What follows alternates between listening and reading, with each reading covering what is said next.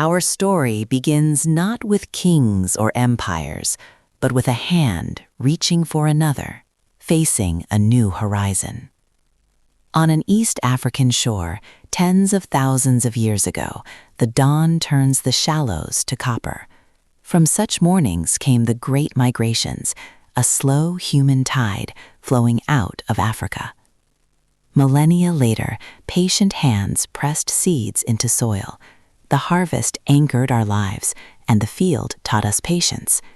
Villages demanded cooperation. With grain came surplus, and with surplus, the birth of society. Along the Tigris, the Euphrates, and the Nile, civilization took root in river mud. Irrigation canals, like arteries, connected fields to storehouses and temples.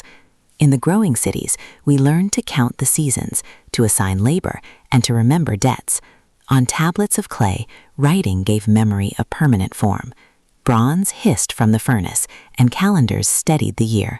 The unspoken rules of kinship gave way to the written laws of kings. Far to the east, the Indus Valley gave us gridded streets, while beside the Yellow River, cities rose from rammed earth. Taxation followed the grain, and law gained its authority in codes recited for all to hear. What binds strangers into a city? It is the power of shared systems. From the humble seed grew the sprawling city, from the storehouse ledger, the authority of the throne. Soon caravans chimed across dry passes, and sails snapped in warm coastal currents. Early empires bound vast regions with conquest, tribute, and diplomacy. A seal ring, a royal marriage, a wagon of tin, these were the currencies of power. Roads and sea lanes wove the world together, turning distant horizons into neighbors. When you check a date, pay a tax, or track a package, you are using these ancient systems in modern clothes. But a new question arose: what makes authority just? In an axial age of profound debate, new ideas provided a moral compass. In the East, one teacher framed an ethic of family and state we call Confucianism. Another path spoke of ending suffering through compassion, the Buddhist way. Among the Hebrews, prophets thundered of covenant and justice. And in the cities of Greece, philosophers probed the nature of reason and the good life. They left us questions we still wrestle with today. Then, oceans turned into highways. On a Lisbon quay around 1500, a new age begins. A descendant of our shoreline forager grips a rope, whispers a prayer, and watches a caravel set sail for a world unknown. Distant shores suddenly touch. Across the seas, new crops, animals, and diseases make the leap. Empires and appetites follow. Telescopes challenge old certainties, while coffeehouse debates declare that reason alone should rule.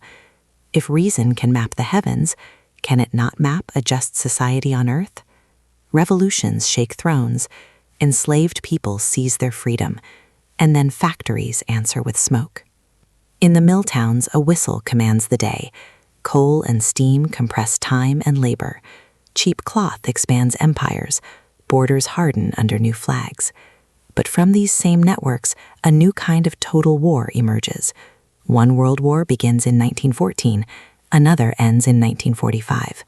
Empires crack, new nations are born, and a long, cold standoff divides the globe. Yet we are more connected than ever. Wires, cargo, and code bind our markets and our minds. A decision in one harbor sends ripples through screens worldwide. Climate and pandemics test our shared systems.